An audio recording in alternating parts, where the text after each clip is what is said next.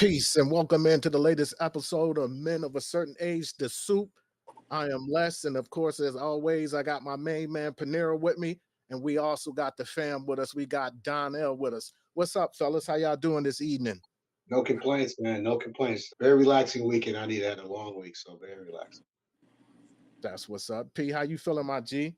Nigga hungry, man. Trying to get me a slice or something, man, after this. Go to Nova's or something, man. You know what I mean? Go to Lenova's. Catch a slice. Get me a couple. Man, I might just go and get a pie and just put my face in the pie, man. Wow. That would be nice. I could go for some Nova's wings right now. I'm saying this right now because I know y'all can't get none. Exactly. What type of boy is he? You know what I mean? He gonna throw out some shit like a Nova's. You know what I'm saying? Wow, Nova's 20-piece would be hitting right now too. Major. But welcome into the soup, man. And this week we got another exciting episode. We got some nice topics that we want to cover. Some of the topics that we're going to look at here today. We're going to look at nationality on this particular episode. We got a lot of stuff to get into with that, with this 2024 season. I like to call the year a season. It's the 2024 season. There's a lot of things going on with the election. And it's really funny. On my timeline, I think I have the hottest timeline. I got to pat myself on. I think I got the hottest timeline on Twitter. You know, as far as the mix of popular culture and the black culture coming in on my line, man. And lately on my line, it's been a debate between us as a people. You got the people who want to call themselves African Americans, and then you have the people who want to say, "Don't call yourself African American. I want to call myself Black American." So with that being said, as I said, my TL is on fire. So I came across my TL with CamRon actually speaking about this very thing. So what I want to do is this, fellas.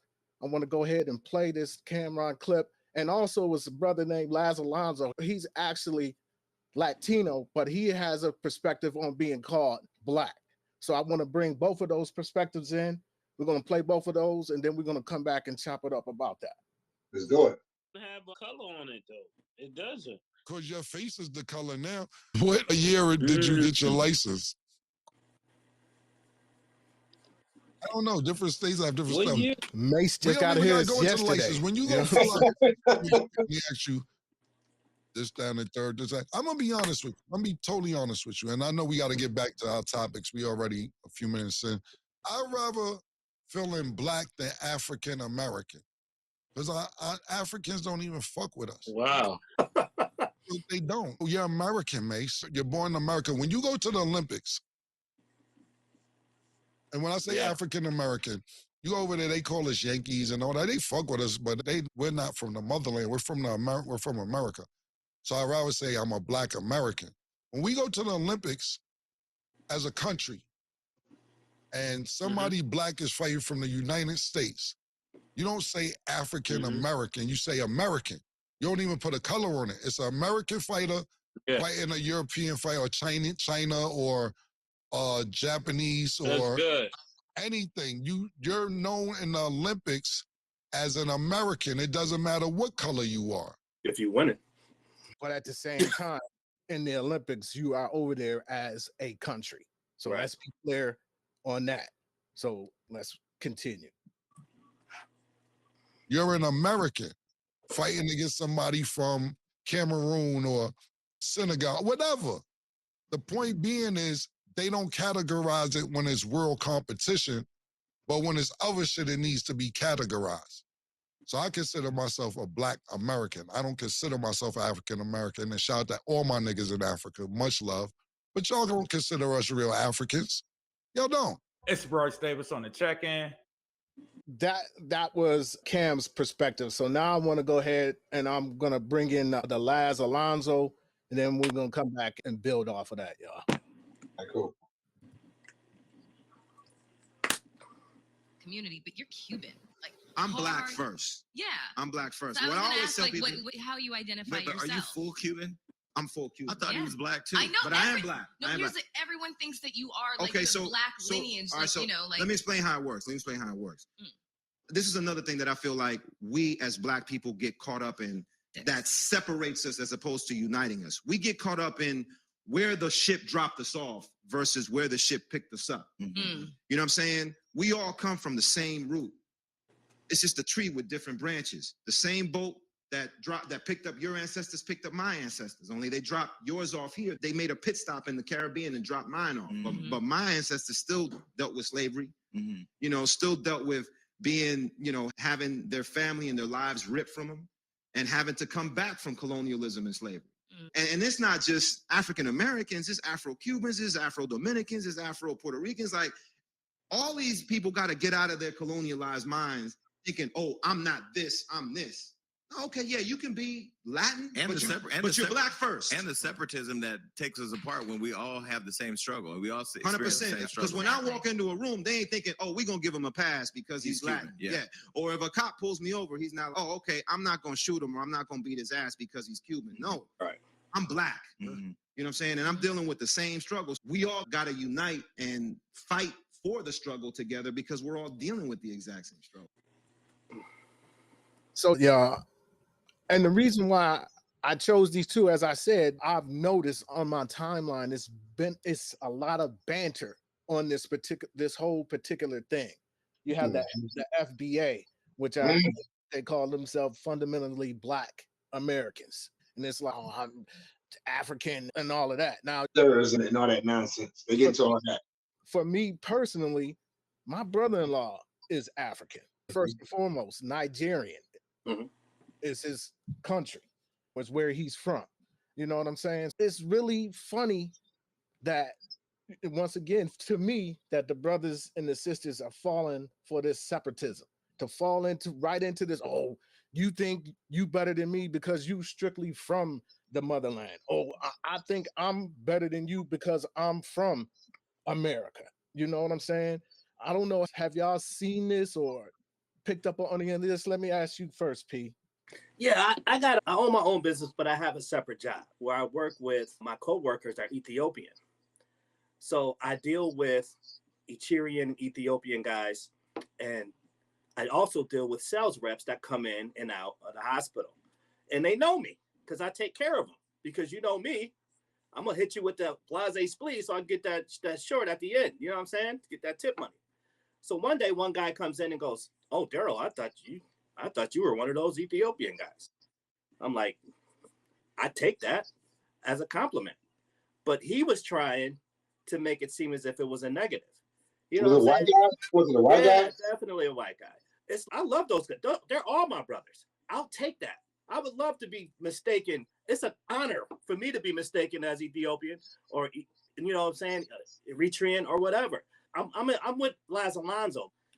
It's like you have a colonialized mind where you think that some of us do and some of us don't, that someone has to be under you. Oh, I'm from here. I'm not really this, or I'm not really that. You can go to New York City, man. You don't know until somebody says something if they're American born or if they're from somewhere else. Like I go to the delis in here, the Arab delis, until I say something, they be like, oh, I thought you were, you know what I'm saying? But no, I take that and peace and love to you. You know what I'm saying? I take it as a compliment. So again, like Fro was saying, it's a colonialized way to separate us, because if we're together, we're unstoppable, man. We're the majority of the earth. You know what I'm saying? So they don't want us to get together. We might be the minority in this country, but on the earth, man, we are the majority. You know what I'm saying? So we got to stick together, man. All this separatist shit is just ridiculous. What about you, Dom? Have you seen that or picked up on any of that bullshit? Because for me, it's total BS. Yeah, I've taken my time and divulged into it. Tariq Nasheed and the whole FBA movement. It's different for me, man, because I look at things personally. Like you said, you have a brother-in-law, and D, you said you got co-workers, right? I've got frat brothers, right, who are, you know what I'm saying, who are, and I never knew, like, dudes from Belize and Guyana and, you know what I'm saying, all these other places, and Dominicans and Puerto Ricans. I never knew those cats for anything other than my frat brother. Obviously, they're from different cultures, and we can learn and we can teach each other. But every time I've been to their homes, their parents have always treated me fairly. You know what I mean? My mom's always loved them. So I think that it goes back to what you're saying. I think it goes back to there's a part of us that there's some of us that needs to punch down to make themselves feel good. You know what I mean? They have to make somebody feel bad in order to feel good. When if you truly understand the history, it's just a matter of segmentation. You know what I mean? People in the islands had their struggles. I understand the pride or distinction with the American slavery, the American slave institution, and the institutions that we fought since it. I completely understand the difference in application.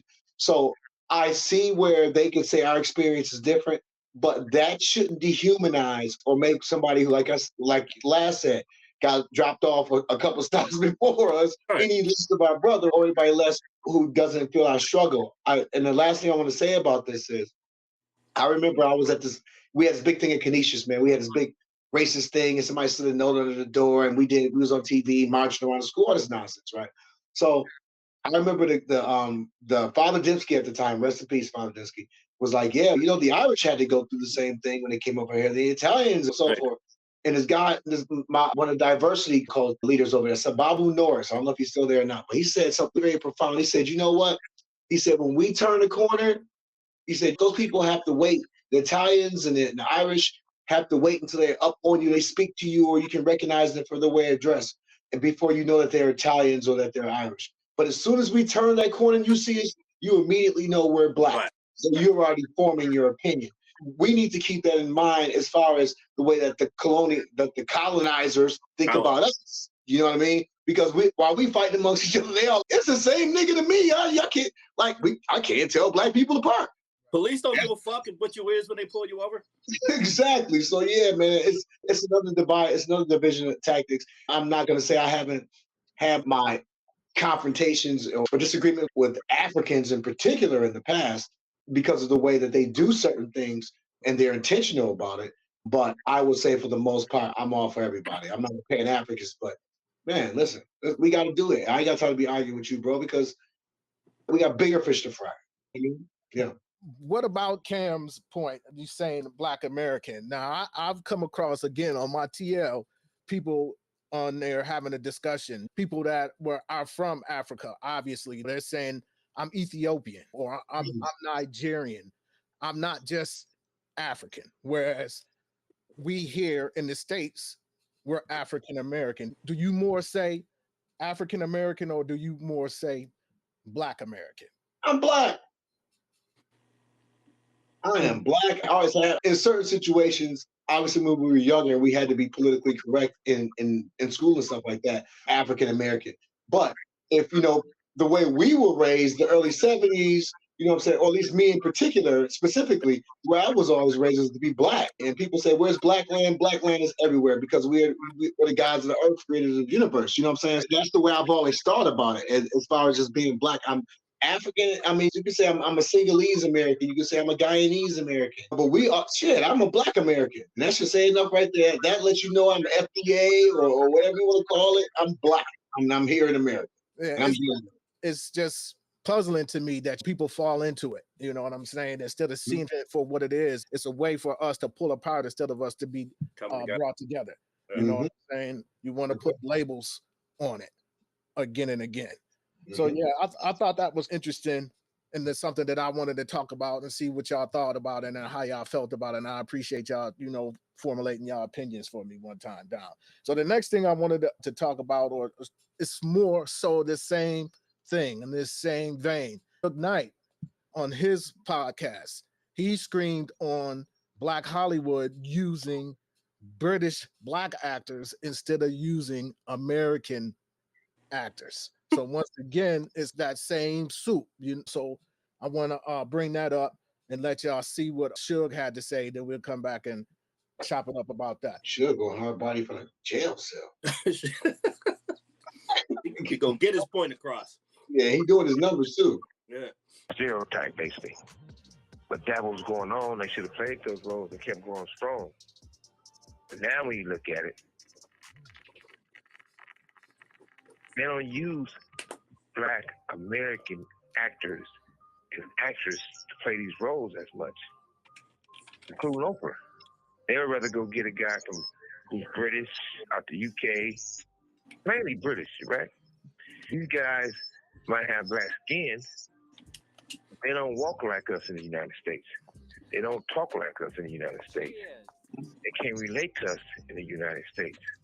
So what they do, they got to get a person from the United States, black person from the United States, to teach that person how to act, how to walk, how to be black.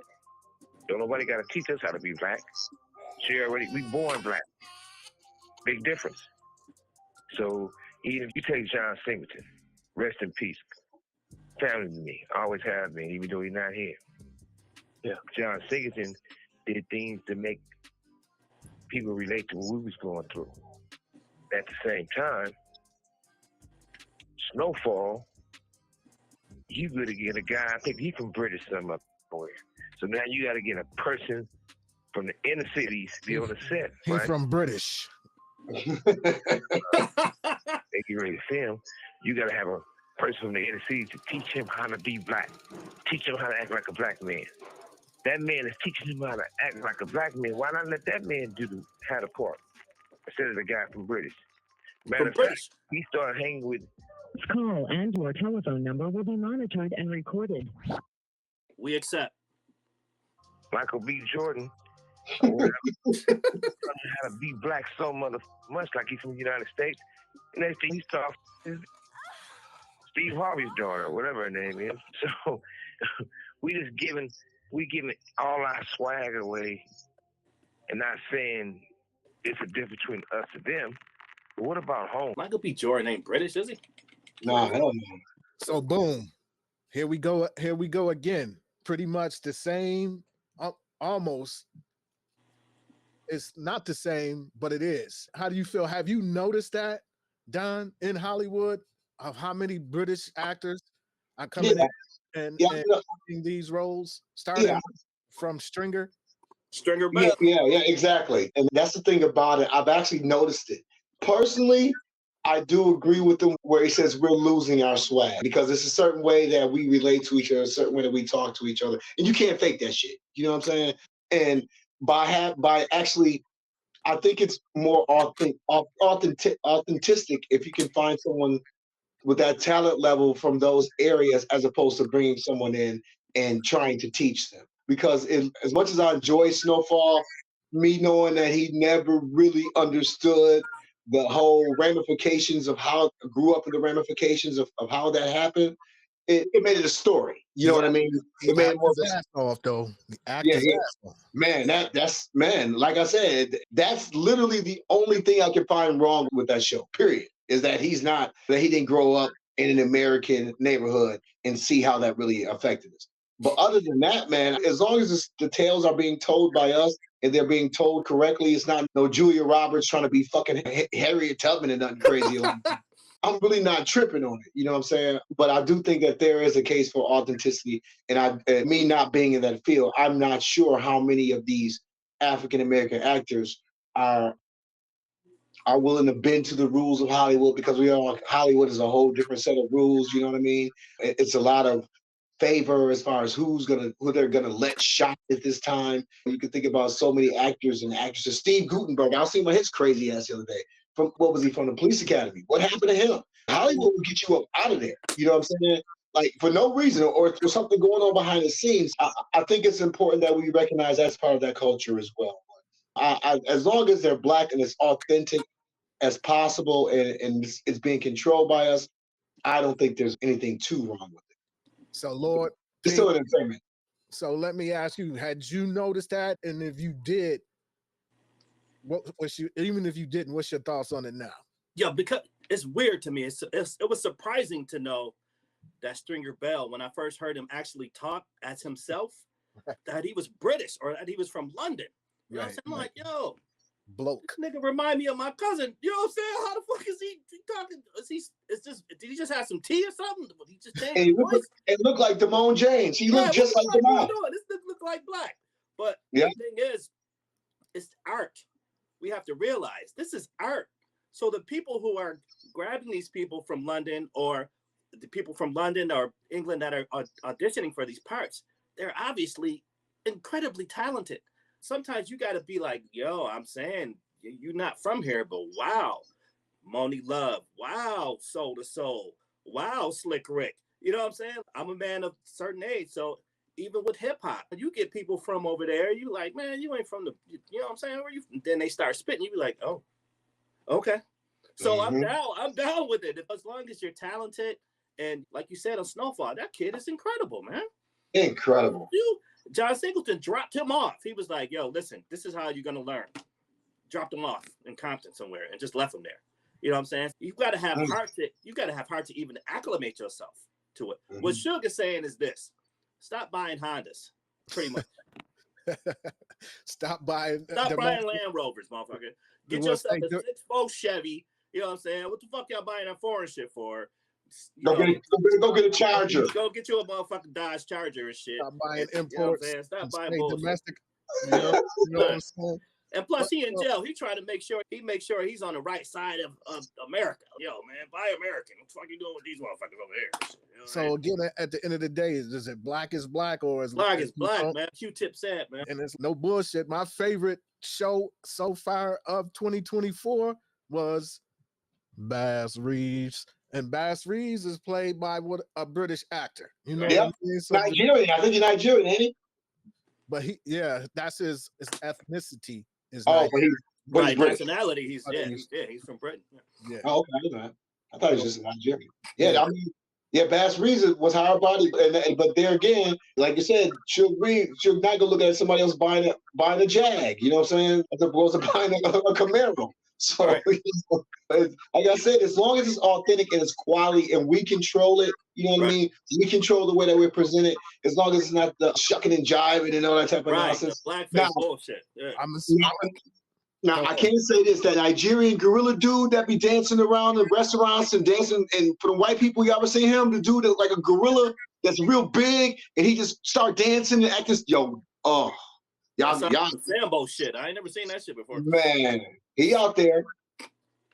I'm not hip on that one. You know, don't have to give it to him.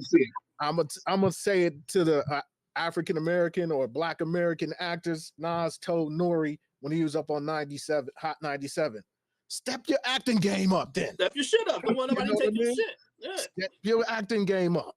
You know what I mean? Because it is what it is, and there's nothing wrong with what Suge is bringing it to light and pointing it out. But it also ain't nothing wrong with them brothers and sisters eating. You know what I'm saying? Because they gotta eat too. And for whatever reason, that the powers that be are formulating and taking these British actors again. They railroaded my man. What's my man's name? Jonathan Majors. They railroaded him. What's my man's name that did Nat Turner? They did the same thing to him. I can't think of what his name is. They railroaded him up out of there too. Excellent movie. Excellent. Come on, man. I went to the theaters to see Nat Turner. Me and my whiz. It is what it is. So Suge ain't lying. You know what I'm saying? He ain't hating. Let me just bring up that phrase, man, while I'm on this little tangent right here. The phrase hating. The phrase hating to me is overused and is used out of context for most of the time. If you don't like something, automatically, or you hate. You know what I'm saying? I don't like pickles, man. Am I hating on pickles because I don't like pickles?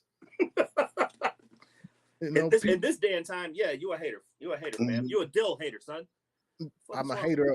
I'm a hater. And it's like they just throw that term out there on everybody, especially if you have a different thought or something that's not a popular opinion.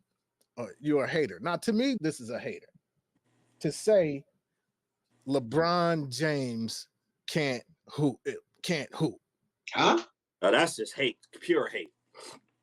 Just to say something like that. That's not that. Yeah, I agree. That's hate. That's being a hater. Oh, he can't hoop. That's straight up. That's straight up and down 6 o'clock. You know what I'm saying? That hate. But a lot of this stuff that people say, oh, you a hater because you don't like this, or he hating, just like last week we talked about Mos Def, aka Usain Bey. And we talked about his statement on Drake. And a lot of people had to say off the bat that he was hating, for him to have an opinion, right?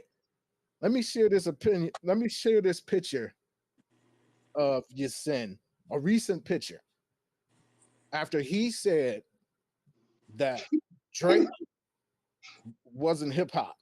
And then he comes, I gotta say it, Lord, and gives me this. He gives me this. I knew it was coming. I knew it was coming. Did you see Drake dressed up like a pterodactyl? And he gives me this. Yeah, take that. Yo, what kind of boots is them? Them the Bootsy Collins joints. Yo, I'm gonna say, let me throw this back out on you, Sin. Is that hip hop? Yeah. I had to put my reader glasses on. What the fuck? What is that? A kilt? I don't know. I don't know if he has if it's skirt, like, not necessarily a skirt, but I don't know what they call it, what type of garb they call it, but it's like it's an African. Oh, okay. African apparel. You know what I'm saying? Nah, man. Listen. I don't know if it's a kilt or whatever, but I'm gonna say it again. Is that Target? Is you see that walking around in Target? That's why he said you can't buy that at Target. That's why he upset. No, man. I think what it is, and this might be a little bit of a something we want to catch. He got hot. He was viral with his comments about Drake. So now he's getting extra attention. So now maybe he's going to use this as a level to get his message out. You know what I'm saying? Remember we were saying last week is that he's not necessarily hating on Drake. It's the fact that he's wondering why people aren't listening to him. Listen to what he's saying as opposed to the party and bullshit that Drake said, opposed to his message. So now that he's got a little bit of light shined on him, is he taking this opportunity to continue to have things shine upon him so his message could be out? Or is he just want to be popular? Bro. Keep putting or this shit he just want to be popular? Yo, that's something that you would never see me even attempt to wear. No, ever. That's most deaf. He's gonna do what he's going to do. You know what I'm saying? And in his mind, when you're original like that and you do what you want to do, wearing the boots with the kilt and the silver, even the colors is wow. That's hip hop. I'm authentic. I'm gonna be who I am. I'm gonna wear these boots. I'm gonna wear this jacket that look like it just got spray painted. You know what I'm saying? That's terrible. This is who I am. That's you know terrible. Shit. That is horrible. That is absolutely. Y'all really can't see. I think he got like leather pants underneath the joint, or leather leggings, either or up under there. I saw it the other day, man. No, man. That's what I saw. Fashion rebel shit, B. Man, listen. Respect him doing that and Drake dressing up like a dinosaur. Wild to me. It's wild. It's definitely wild. It seemed like he should have a sword. Yeah, but you know what's crazy? He might have had to pull one out, fam, and get the next picture. So I wanted to share that. When I saw that when that came across my TL, I tell y'all, man, my TL is fire. Come across that, man, after we stood up. And he gives us this. What you said, and he gives us this. Shout out to Shaft, man. Shout out to my man Shaft, Sham God. You know what I'm saying? Peace, Sham God, peace. Yeah, man. Yes, he gives us this a week later with the boots and all of that. So this next thing I wanted to share with y'all, man, is again, y'all see, I'm going with this theme here of us. You know what I mean? I'm a man of a certain age, so I pay attention to what the streets is saying and also what the culture is saying and showing. And I'm gonna tell y'all straight up and down, I'm concerned, man, on what I see and what I hear on my TL, man, is they falling for the banana in the tailpipe like every day. This is ridiculous. But this next one is Stephen A. Smith had Uncle Roland Martin on, and they were talking about DEI, diversity, equity, and also inclusion. So they were talking about that, and the reason why it sparked is because Candace Owens was going off about DEI and how if she was boarding a plane and she saw that there was a black woman pilot, she wouldn't fly because of that. You know, Oh man.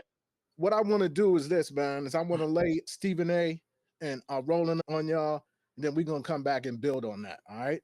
Yep, let's do it. There's something that is highly sensitive without question, particularly in the Black community, because when you hear people talk about the qualifications of Black folks, obviously that is something that'll raise an eyebrow or a red flag per se in the eyes of a lot of people, especially myself, and absolutely positively without question, my next guest.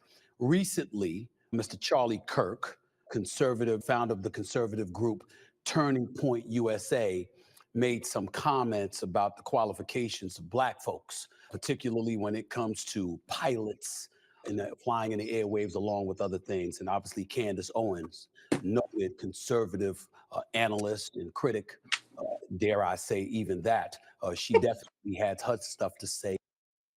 Her and Jason Whitlock got to be related somehow, like first cousins or something. Something, you know what I'm saying? That's a baby niece.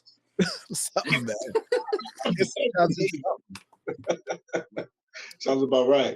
Guest is somebody that I was interested in talking to about this. He's an award-winning journalist, columnist, and commentator. Also the host of the daily YouTube show, Roland Martin Unfiltered. Obviously, that focuses on news, politics, culture, entertainment, social justice, and more.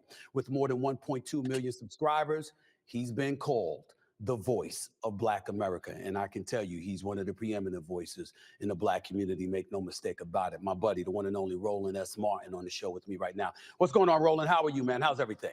All good. Glad to be here. Man, good to have you here. Before I even step further, I'm sure you heard about what Charlie Kirk had to say. You heard a nugget of what Candace Owens had to say. But let me play for you what the one and only Candace Owens had to say, piggybacking off of Charlie Kirk's assertions. Listen up. But unfortunately, that is the reality of what happens when it comes to DEI. And what he is remarking on is true. I would be terrified if I got onto a plane and I saw a woman flying the plane. And I know that we have the United CEO saying that he just wants to fulfill a quota.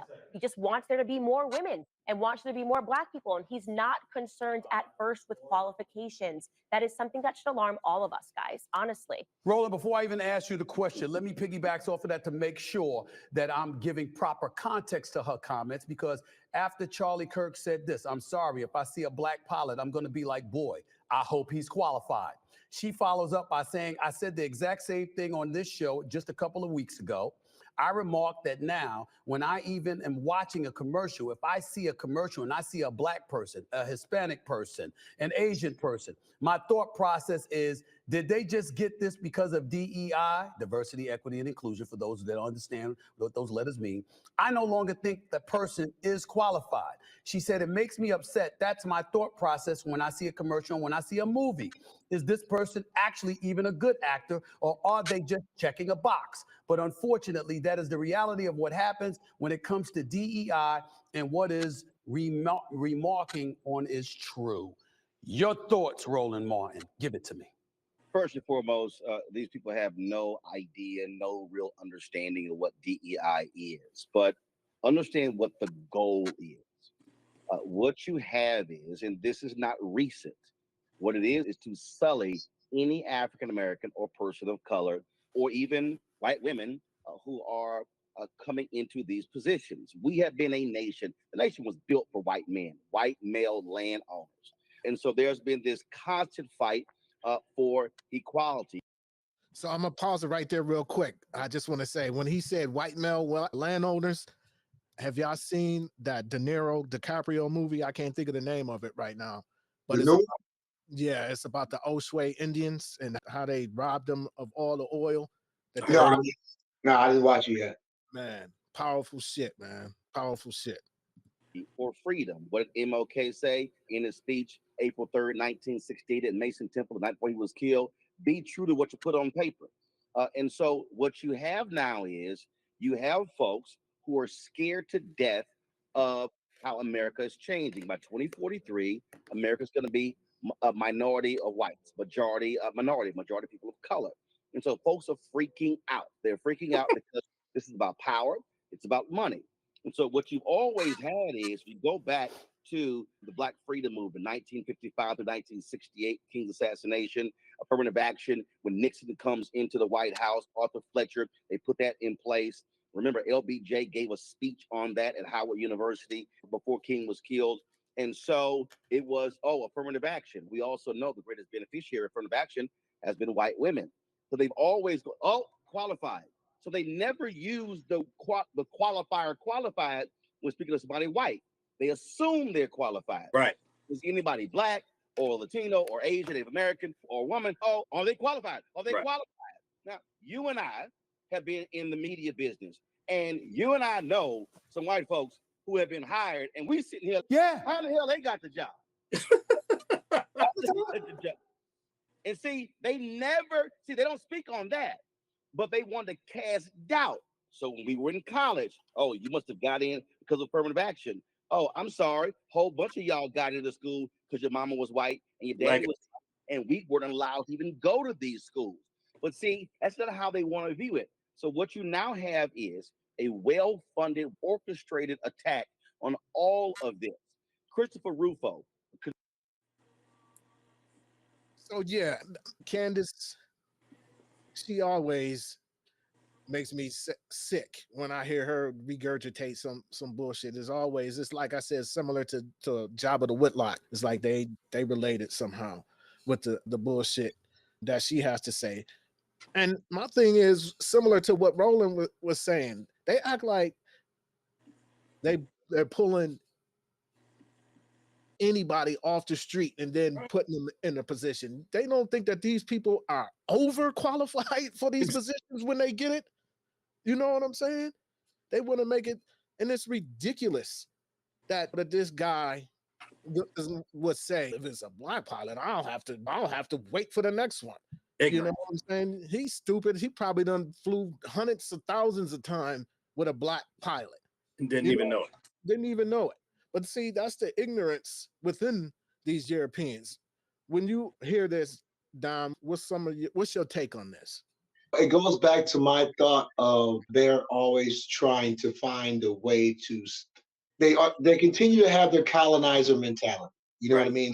That's really the way that they look at things. And we will be liars to sit and say that it wasn't some of us that were always working with them to keep us down. Jason Whitlock, Candace Owens, Lil Nas X, plenty of people make it a point to damage our image as Black people as a whole, or say that we're in better shape than we obviously are. What my big thing about that is, and it reminds me is of the welfare situation, how people always talk about welfare queens and so on and so forth. But I learned from Arthur O'Ee way back in Albany, I went to his office, is that the majority of people on welfare and Medicaid are, guess what? Old white people. Europeans. Shout out to R.E. Old white. Oh yeah, no doubt. The bow tie, right? Yeah, no doubt. R.E. The Buffalo legend. You know what I'm saying? Old white people and PWTs, poor white trash. Yeah. So it's just that there's an image that's projected of us that makes it easier for the colonizers to feel good about their positions as well, because they can't achieve certain things. And we all know that if you're Black, you have to be better than everybody around you.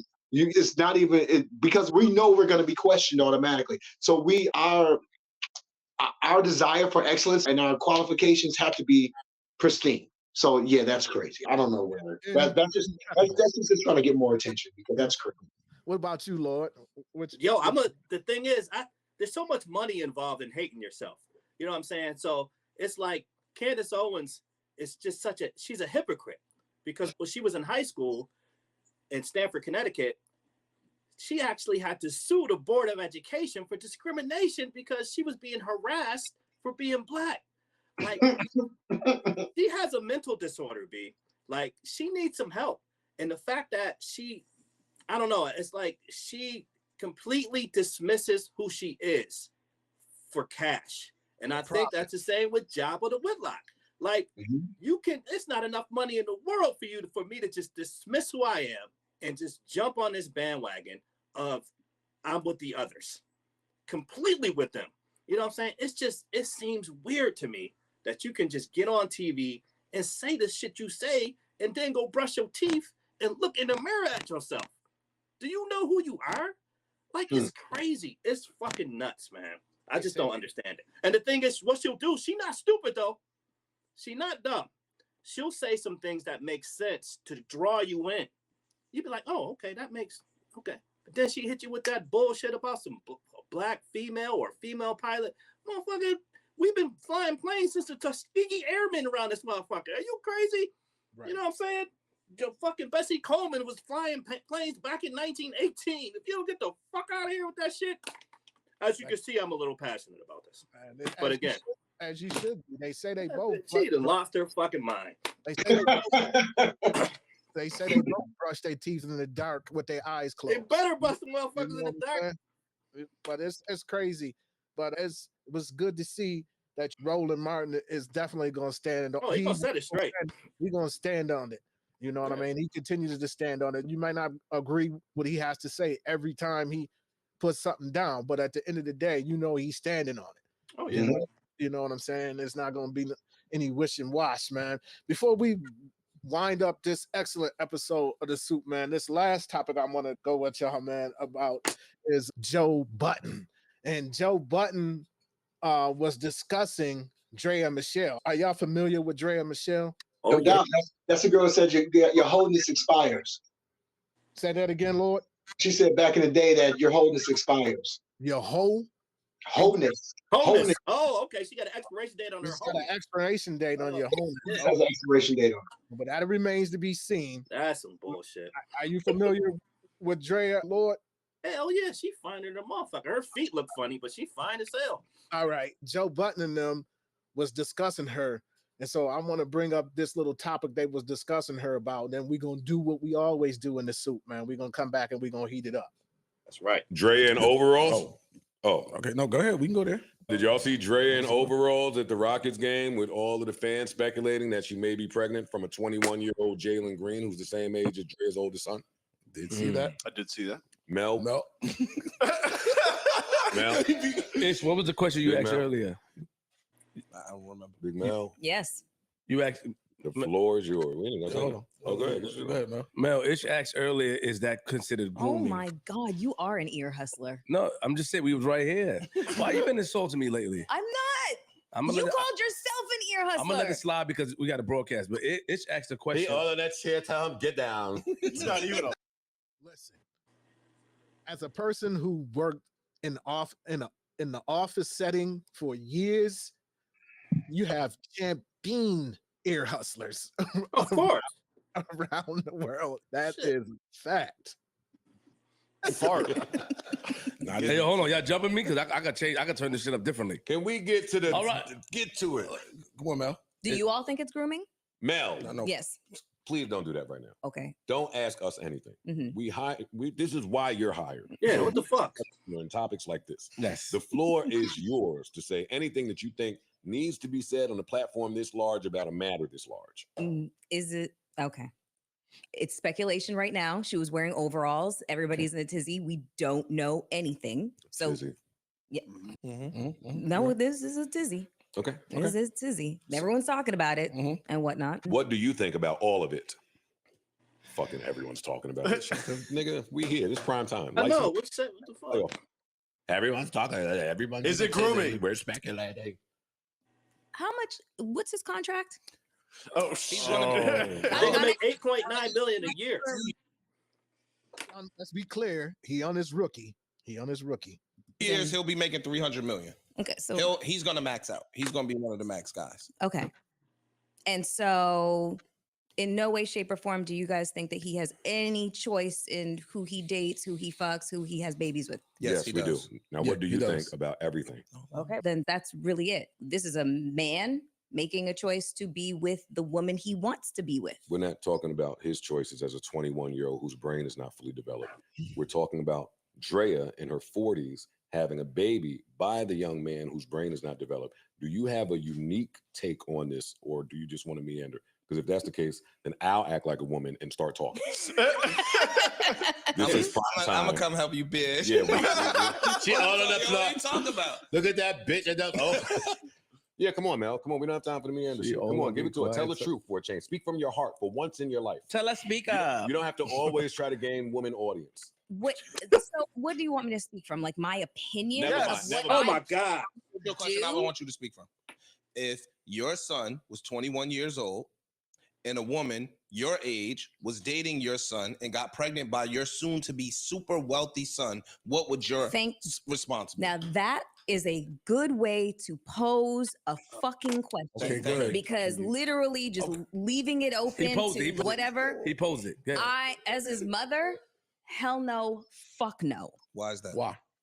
Because it looks, smells like a duck. No, I'm not trusting the situation. I'm not trusting her intentions. I'm not.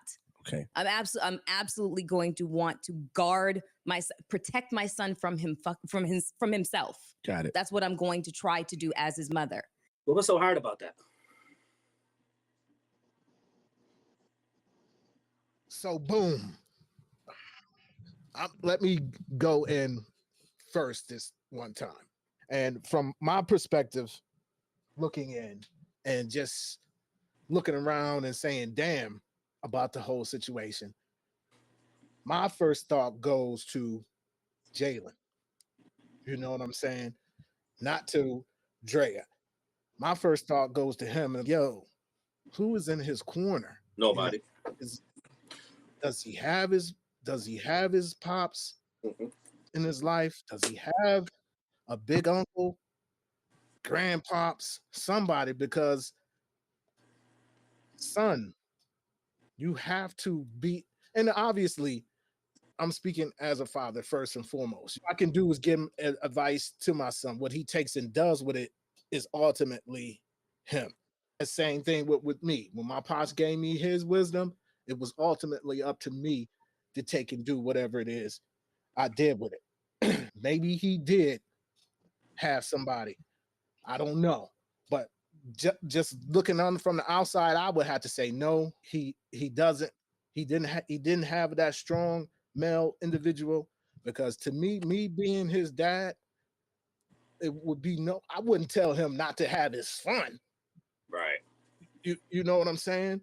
But at the same time, I got to tell him, man, you have to be, you cannot, you are an op. You're out here. And you got to be super smart. You got to be super smart. When you hear this, what goes through your mind? Do you just say, man, it is what it is? These bras is out here just like the niggas. What's the difference between the 50-year-old nigga coming to school to 21-year-old? Let me tell you, man. I obviously, like I said, I'm single, so I have a lot of diverse dating experiences. And baseball in the house. You know what I'm saying? So I'm gonna keep it 100. I think that That's right, boy. Anything goes. That's right, boy. Anything goes. I think that I think it's actually more predatory for a woman to do that. Number one, because we all know that guys don't emotionally mature until at least 35. Just emotionally, not even physiologically, just emotionally mature until, let's say, 35 to 42. That's what they say. Clearly, it's her taking advantage of her. She has more sexual experience, more sexual tricks, more different ways to make him feel, because he's still not emotionally and or physically developed. She has more different ways to make him feel how she wants to. So it's easier for her to manipulate him, or to, I guess the word now is to groom him a certain way. But then again, you have to look at it from this point of view. A lot of these young boys, guys that are NFL and NBA now, Zion Williams, this cat, Brandon Mingham, they all grew up seeing these chicks on TV, seeing these porn stars on TV. Yeah. Now they got Bugs Bunny money. They like, you know what? Let me go have some fun. You know what I'm saying? So I can dig that. I completely understand that. And I'm not here to judge anybody's relationship, but I'm just saying there's more opportunity for her to be grooming him as a female who's already more emotionally mature than it would be for, say, versus me talking to a 23-year-old, because that's a whole different, it's possible. What doesn't look the best, but it's not to me, it's not as manipulative emotionally. It's more manipulative physically. You know what I'm saying? Guys are more interested. Older guys are more interested in young girls and their bodies, and you know what I'm saying, the firmness, and we interested in that because we don't want nobody that's all saggy. But women are more. Women are always more interested in control, and if she can control him, if she's using it to control him, then that's a problem. That's grooming. What you got, Lord? She lined him up, fam. You know what I'm saying? Let me tell you a little story about Jalen Green. Jalen Green went to a basketball camp in San Diego. It was a Jordan camp. He walked around there in some Adidas slides.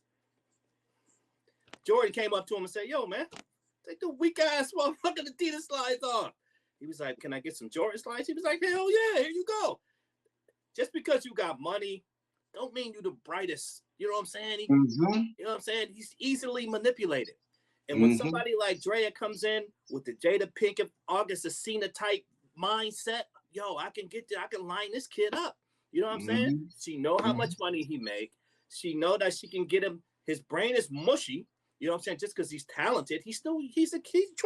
Fam, come on. Straight kid. Come on, man. Miles Cameron come with it. I'm be like, yo, who this broad right here, man? You know what I'm saying? Let me kick it with you.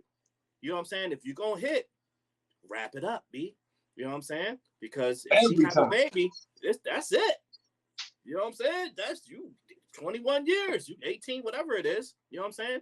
She lined that man up, man. It is what it is, man. I feel bad for the kid. I wish I could have grabbed him to the side and said, yo, you can smack it and flip it and rub it. You know what I'm saying? But don't, you know what I'm saying? Don't seed it up. You know, beat it up, but don't seed it up, baby boy. Don't seed it up. And you got to think, that's instant beef with her son and this cat. Come on, instant man. beef. They both 21 years old, so they both your moms. Yeah, they both on the same time. I mean, regardless, obviously, I don't know what her son. You know, he definitely ain't in the NBA. Yeah, you know what I'm saying. So they have more in common at 21 than she is going to have with him at any point in time. Man. So they're going to be on the same time, on the same type of shit. You know what I'm saying? So it's going to be instant. It's going to be instant. How would you feel if somebody your age was laying up with your mother? I'm like, what? Come on, man. You're going to have... Nah, B. You instantly want to whoop this nigga ass, pretty much. Instantly. I mean, that's you know, that's a son spirit anyway. You know what I'm saying? We're not going to, you got to protect your mom. I'm not tripping on him. I just think that it's more opportunity for her to take to mentally, financially, and physically manipulate him than it would be for. Don, she fucked him up, Don. She fucked him up good, man. She probably hit him with an 86 move or something. With a little Kim move. She hit him with a little Kim move, and he was good. She did a somersault on that thing. She did a somersault and landed right back on the joint. She dropped it down on him, and it was a wrap for the young man. After that, what's the oldest game in the book? What's your man that was hooping for Charlotte and with the girl Brittany? Oh yeah. Every time he comes up to Phillips, right, to Atlanta, they start Brittany Run. Every time he comes to Phillips, they kill him on that. And think about it. She lined him up at UK, at Kent and Kentucky. You see the man at Kentucky? Yep. I'm gonna catch him out there. And boom, there it is. But the young cats, these, as Martin would say, these young Thundercats, they ain't paying attention out here, man. Yeah, man. That's real. But yeah, so this is the latest episode. Before we go, man, and wrap this up, man, Don, I appreciate you coming through, man, and sharing your wisdom with us, man. We definitely want to have you back as many times as you willing to come on. You know what I'm saying? Tonight we got the Grammys, and they had the best hip hop album. So let me tell y'all, I think it's the rap album. It's not hip hop. Disease, right? It's one of them. Yeah, and the name of that movie I was telling y'all about is Killers of the Flower Moon. Is the name. Killers of the Flower Moon. It's Oscar nominated, right? Yeah, you said one of them. They got